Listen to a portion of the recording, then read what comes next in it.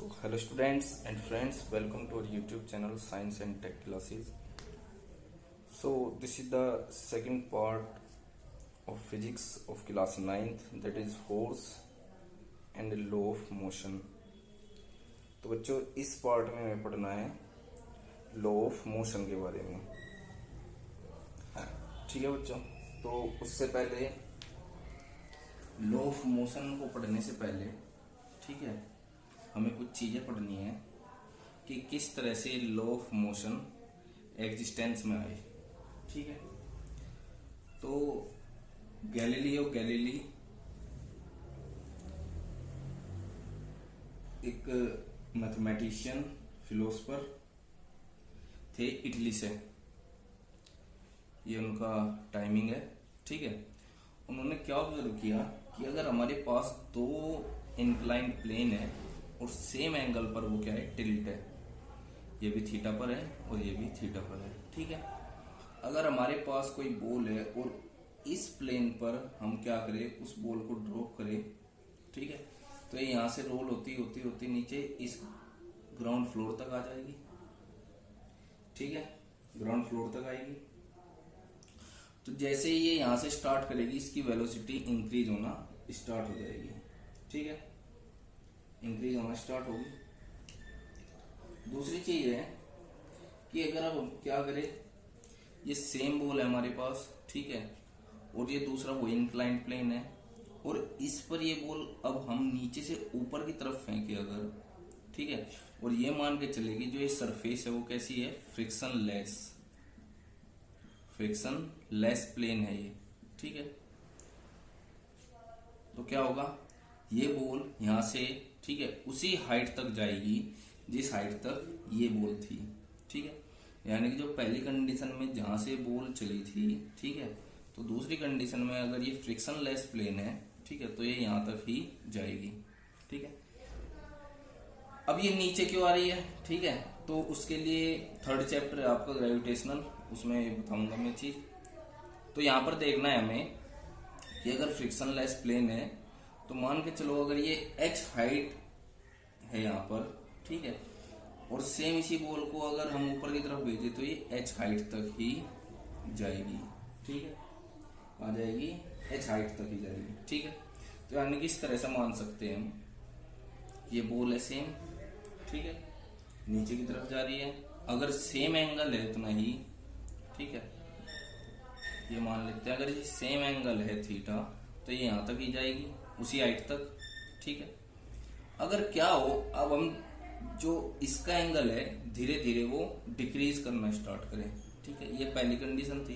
दूसरी कंडीशन में क्या करेंगे, हम इसका एंगल हम थोड़ा रिड्यूस कर देते हैं। ठीक है, तो ये पहले थीटा था ये, ठीक है, अब हमने ये रिड्यूस कर दिया थीटा 1 तक। ठीक है, मान के चलो ये पहले 60 था, अब हमने ये कितना कर दिया, 40। ठीक है, 40 कर दिया है। अब दोबारा उस बॉल को अगर हम ऊपर की तरफ भेजना चाहे, ठीक है, तो क्या करेगी, अब वो उसी हाइट को गेन करने के लिए उसको ज्यादा डिस्टेंस ट्रेवल करना पड़ेगा। ठीक है, ज्यादा डिस्टेंस ट्रेवल करना पड़ेगा भाई, ये सेम हाइट को गेन करने के लिए अब इसको इस प्लेन पर ज्यादा डिस्टेंस कवर करनी पड़ेगी। ठीक है, अगर और रिड्यूस करें हम, ठीक है, और रिड्यूस कर दिया हमने थीटा 2 तक, तो इसको अब देखो यहां तक सेम हाइट के लिए इसको सेम हाइट तक जाने के लिए इसको अब और डिस्टेंस ट्रेवल करना पड़ेगा यहाँ के मुकाबले। ठीक है, देखो ये बढ़ता जा रहा ना, ये डिस्टेंस ट्रेवल। ठीक है, अब अगर हम क्या करें, इसको बिल्कुल हॉरिजॉन्टल प्लेन पर ले आए, ठीक है, तो ये क्या करेगी, हमेशा ही मूव करती रहेगी इस हाइट को गेन करने के लिए। ठीक है, हमेशा मूव करती रहेगी, कब तक, जब तक इस पर कोई भी अनबैलेंस फोर्स वर्क नहीं कर रहा है। ठीक है, ये हो गया। लेकिन अगर आप एक्चुअल प्रैक्टिस में देखोगे, ठीक है, एक्चुअल प्रैक्टिस में, ठीक है, तो हमेशा क्या होगा, प्रैक्टिकल सिचुएशन में हमेशा फ्रिक्शन अवेलेबल होगा। ठीक है, हमेशा क्या होगा, फ्रिक्शन जो है अवेलेबल होगा। ठीक है, यानी कि इस ऑब्जेक्ट को रोकने के लिए हमेशा क्या होगा, फ्रिक्शन होगा। ठीक है, तो हम इसको स्मूथ कैसे बना सकते हैं? अगर इस पर हम कोई भी लुब्रिकेंट डाल दे, ठीक है, या फिर कोई भी हम स्मूथ प्लेन ले लें, ठीक है, तो ये क्या करेगी? हमेशा मूव करती रहेगी, ठीक है, ये सब चीज है। तो गैलीलियो गैलीली की जो ये ऑब्जर्वेशन थी, ठीक है, क्या थी ये ऑब्जर्वेशन थी, ये किसने पढ़ी है? उसके बाद न्यूटन ने। किसने पढ़ी? न्यूटन ने, ठीक है।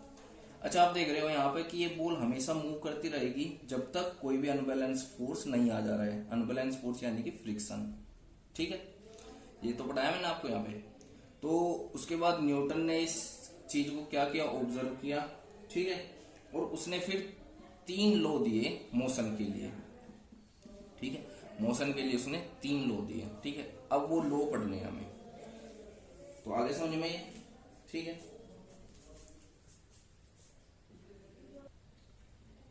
सो स्टूडेंट्स, अब हम पढ़ेंगे न्यूटन्स लॉ ऑफ मोशन, ठीक है। So Newton's give 3 law to describe the motion of bodies which are, ठीक है।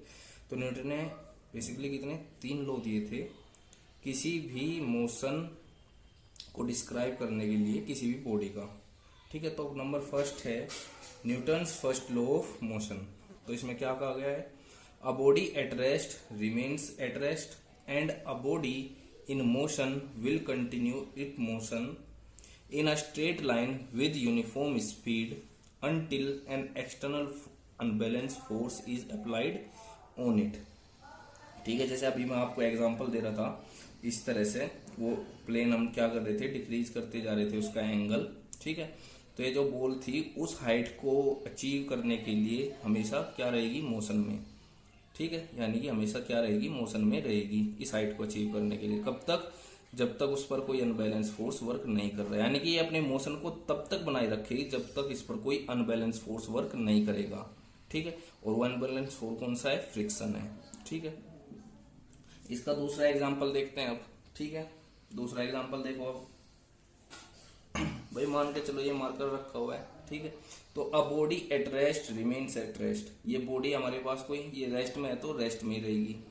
And a body in motion will continue its motion in a straight line with uniform speed.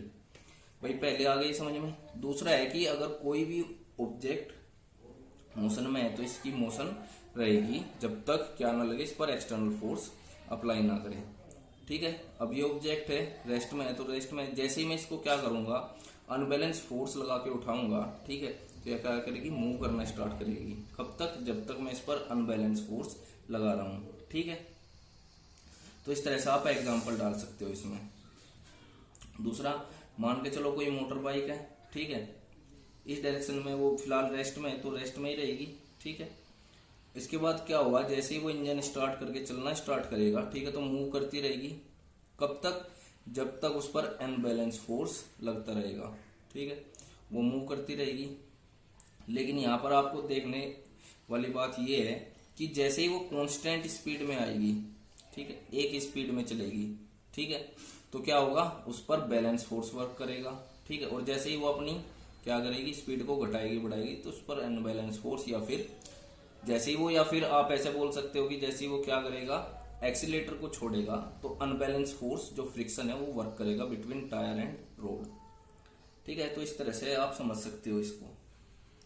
Second है इसमें point, it is also called law of inertia, ठीक है। इसको first law of Newton first law of motion को हम क्या कहते हैं? लॉ ऑफ इनर्शिया भी बोल देते हैं, ठीक है। अब हम इनर्शिया के बारे में पढ़ते हैं, व्हाट इज इनर्शिया, ठीक है। So students, this is about the concept of inertia.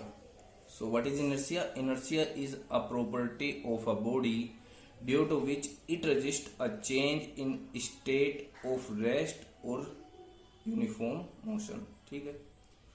तो इनर्शिया क्या है? किसी भी बॉडी की प्रॉपर्टी है, ठीक है, जो क्या करती है? रजिस्ट करती है किसको? जैसे ही उसके या तो रेस्ट पोजीशन में चेंज हो, ठीक है, या फिर उसके यूनिफॉर्म मोशन को वो चेंज हो जाए। कैसे? एग्जाम्पल देखो, आप एक बार एग्जाम्पल से समझ जाओगे। भाई मान के चलो आप किसी बस में ट्रेवल कर रहे हो, ठीक है, ट्रेवल कर रहे हो, ठीक है। बस क्या है 40 किलोमीटर पर आवर की स्पीड से चल रही है इस डायरेक्शन में, ठीक है। तो जैसे ही क्या होगा, जो ड्राइवर है वो ब्रेक अप्लाई करेगा, ठीक है, तो बस क्या होगी, बस स्टॉप की कंडीशन में जाना स्टार्ट करेगी, यानी कि रेस्ट की कंडीशन में जाना स्टार्ट करेगी। लेकिन क्या होगा, आपकी जो बॉडी है, ठीक है, वो क्या है, रजिस्ट करेगी चेंज को, ठीक है। तो ये जो बस है वो रेस्ट में आना चाह रही है, लेकिन आपकी बॉडी क्या है, उस मोशन को कंटिन्यू बनाना चाह रही है। इसलिए क्या लगता है, इस तरह से झटका लगता है, ठीक है, लगता है ना, ठीक है। तो क्या है, यानी कि यही वो रजिस्ट है जिसकी वजह से क्या हो रहा है, वो बॉडी क्या कर रही है, उसको झटका लग रहा है, ठीक है। तो इसी को हम क्या कहते हैं, इनर्शिया, ठीक।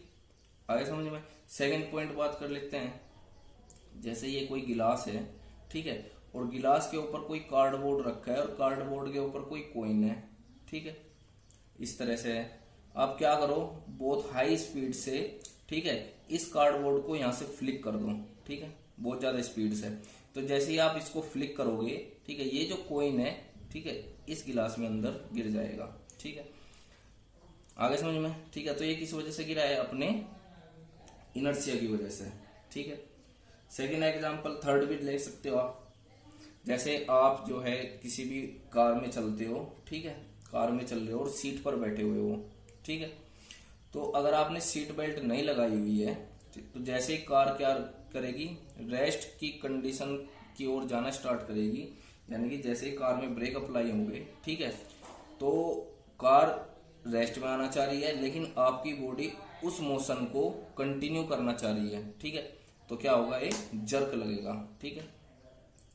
तो अगर आपने सीट बेल्ट लगा रखी है, ठीक है, तो वो बहुत कम होगा। अगर सीट बेल्ट नहीं है तो आप इंजर्ड भी हो सकते हो, ठीक है। तो ये सब क्या है, इनर्शिया है, ठीक है। यानी कि इनर्शिया और मास दोनों क्या एक दूसरे पर डिपेंडेबल है, ठीक है। तो एक पॉइंट और लिख सकते हैं हम कि mass is a measure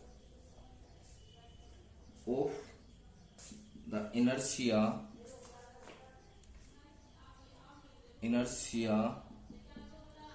of a body, ठीक है बच्चों, ये हो गया, ठीक है। यानी कि मास क्या है, मेजर होता है किसका, इनर्शिया ऑफ द बॉडी, ठीक है। इसके लिए भी एग्जांपल देख लो आप। भाई जैसे एक फुटबॉल पड़ी है, ठीक है, और एक सेम साइज का स्टोन पड़ा है, साइज का, ठीक है।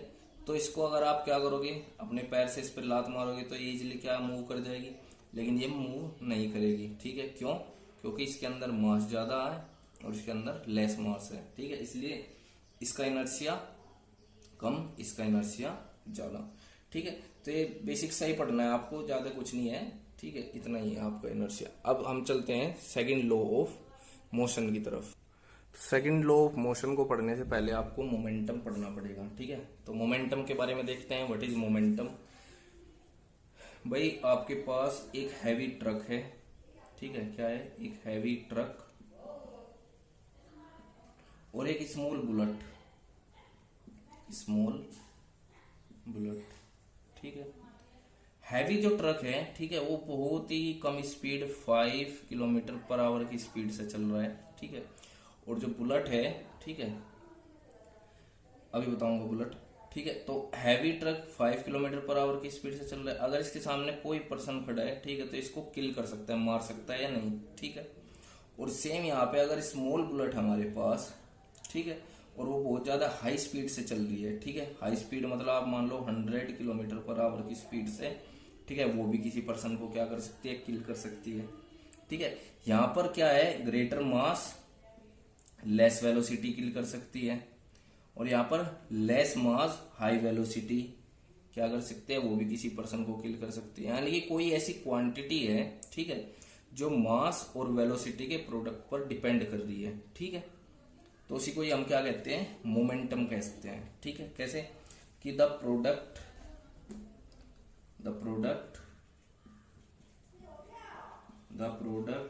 Of mass and velocity is known as momentum. तो ये सेकंड जो आपका लॉ ऑफ मोशन है उसमें यूज होगा, ठीक है। तो इसको हम डिनोट करते हैं पी से, ठीक है। It is denoted by P, ठीक है। So P is equal to, यानी कि momentum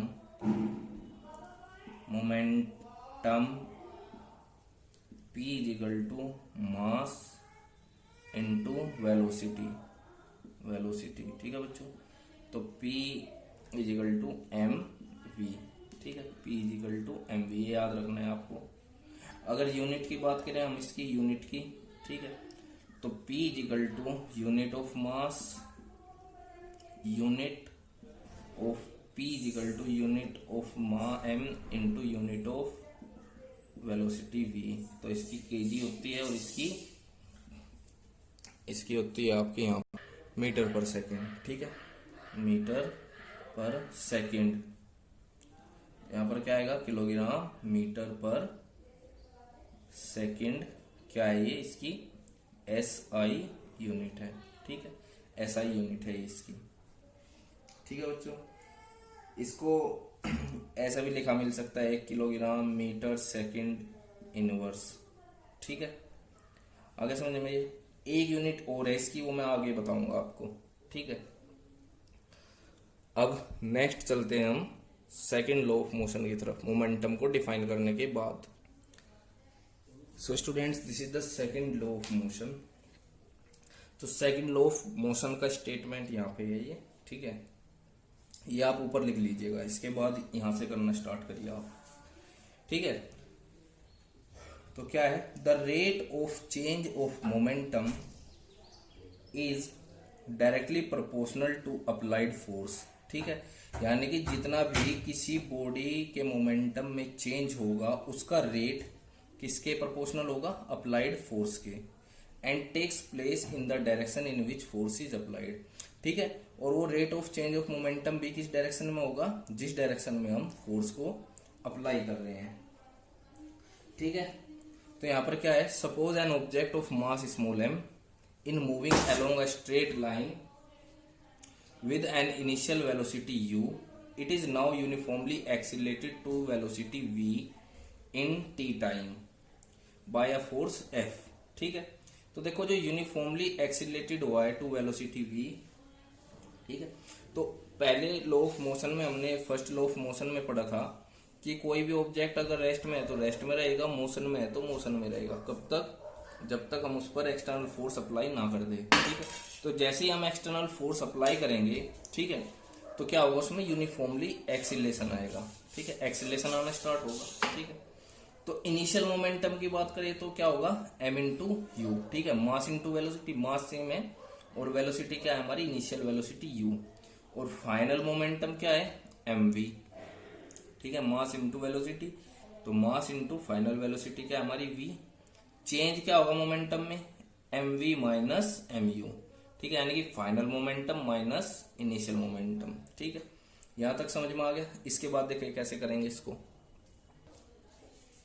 so students, f according to second law, force is directly proportional to rate change of momentum. Rate का मीन्स टाइम और change in momentum ये रहा। तो change in momentum अभी हमने पीछे देखा था, mv minus mu upon t, ये डायरेक्टली प्रोपोर्शनल का साइन है, ठीक है। सो f इजिकल टू, ये प्रोपोर्शनल का साइन हटाएंगे और एक कांस्टेंट की मल्टीप्लाई करेंगे k, ठीक है। हमेशा ऐसे ही करना है, जब भी ये साइन हम हटाएंगे, इक्वल लगाएंगे, तो एक कांस्टेंट की मल्टीप्लाई करनी है विच इज k, ठीक है, इंटू m, ये सेम हो गया mv minus mu upon t, और f इजिकल टू k, इन दोनों में से m कॉमन है, m बार ले लिया, अंदर क्या बचेगा, v minus u upon t, और f is equal to k into m into a। क्यों, क्योंकि a हमें पता है v minus u upon t, ये फर्स्ट चैप्टर में हम पढ़ गए हैं, वेयर k इज कॉन्स्टेंट है, हैविंग वैल्यू 1, सो f is equal to m into a, where f is force, m is mass of object and a is acceleration, ठीक है बच्चों। तो ये हो गया आपका यहाँ पर, ठीक है।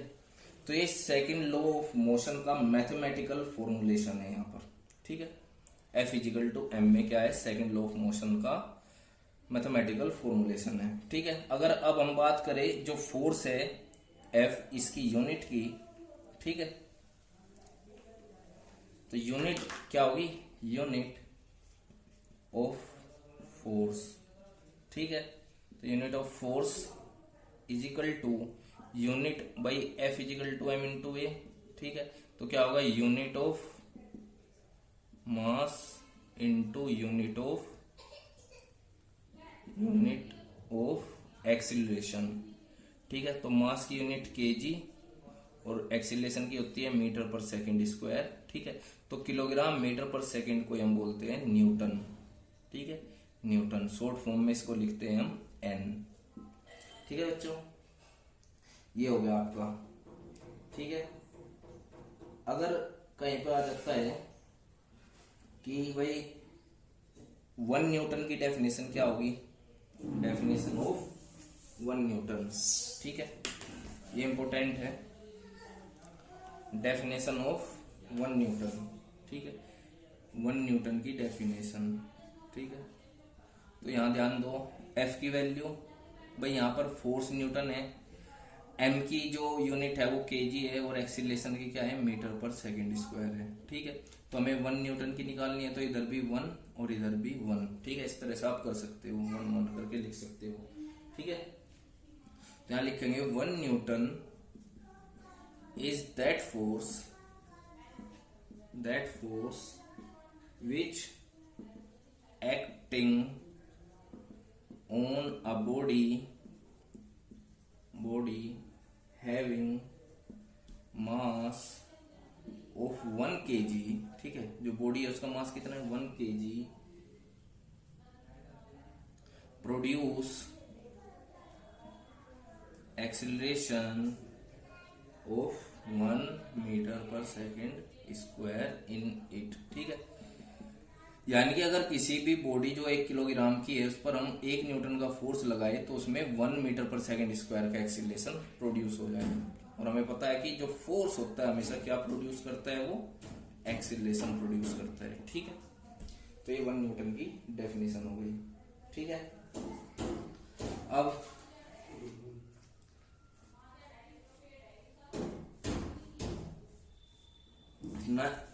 नेक्स्ट है हमारा third law of motion. So student, this is the third law of motion. इसको हम एक्शन रिएक्शन भी बोलते हैं। सो whenever a body exert a force on another body, the second body exert an equal and opposite force on first body। ठीक है बच्चों, तो जो फर्स्ट बॉडी फोर्स लगाएगी उसको हम एक्शन कहेंगे और जो सेकंड बॉडी फोर्स लगाएगी उसको हम रिएक्शन कहेंगे। ठीक है, तो इसको इस तरह से बोल सकते हैं, to every action there is equal and opposite reaction. ठीक है, फॉर एग्जाम्पल, ये कोई बॉक्स है। ठीक है, ये कोई बॉक्स है। ठीक है, जैसे मान के चलो ये मेरे पास ये इंक का डब्बा है। ठीक है, ये मैंने इस तरह से इस टेबल पर रख दिया है ये। ठीक है, तो यहाँ पर इंक का डिब्बा है। ठीक है, और टेबल पर रख दिया है, तो इसका जो वेट होगा वो नीचे की तरफ वर्क करेगा। ठीक है, करेगा या नहीं, तो ये तो क्या है, एक्शन। ठीक है, इसका जो वेट है नीचे की तरफ वर्क कर रहा है। ठीक है, और ये जो सरफेस है ये सेम फोर्स ऊपर की तरफ लगाएगी, ऊपर की तरफ और इक्वल क्वांटिटी में, तो ये क्या है, रिएक्शन फोर्स। ठीक है बच्चों, आगे समझ में, यानी कि हर एक एक्शन का एक इक्वल और अपोजिट रिएक्शन होता है। ठीक है, जैसे फॉर एग्जांपल अगर मैं इस पे इस तरह से मारता हूं, ठीक है, तो एक्शन मैं दे रहा हूं। ठीक है, तो इधर चोट लग रही है, ये भी सेम अमाउंट में और इक्वल एंड अपोजिट डायरेक्शन में क्या करेगी, रिएक्शन लगाएगी। ठीक है, तो ये जब लगाएगी तो मेरे हाथ पर भी चोट लगेगी। ठीक है, और एग्जांपल, जैसे आप चलते हो, हम वॉक कैसे करते हैं। ठीक है, हम क्या करते हैं, वॉक करते टाइम इस तरह से जमीन को प्रेस करते हैं। ठीक है, तो जमीन भी क्या करती है, इक्वल और अपोजिट रिएक्शन लगाती है ऊपर की तरफ। ठीक है, तो ये हो गया आपका थर्ड लॉ ऑफ मोशन। अगर आज के आज के जो पार्ट में अगर कोई भी प्रॉब्लम है किसी भी टॉपिक में आप कमेंट कर सकते हो, ठीक है। नेक्स्ट टाइम पर क्या करेंगे, हम न्यूमेरिकल स्टार्ट करेंगे जो कि इम्पोर्टेंट है, ठीक है। इन सभी के जो सेकंड और थर्ड लॉ है, ठीक है, इन पे न्यूमेरिकल आएंगे, मोमेंटम पर न्यूमेरिकल आएंगे, ठीक है। नेक्स्ट वीडियो में हम इनके न्यूमेरिकल को डिस्कस करेंगे, ठीक है बेटा। अगर कोई भी प्रॉब्लम है आप कमेंट कर सकते हो, ठीक है। Thank you.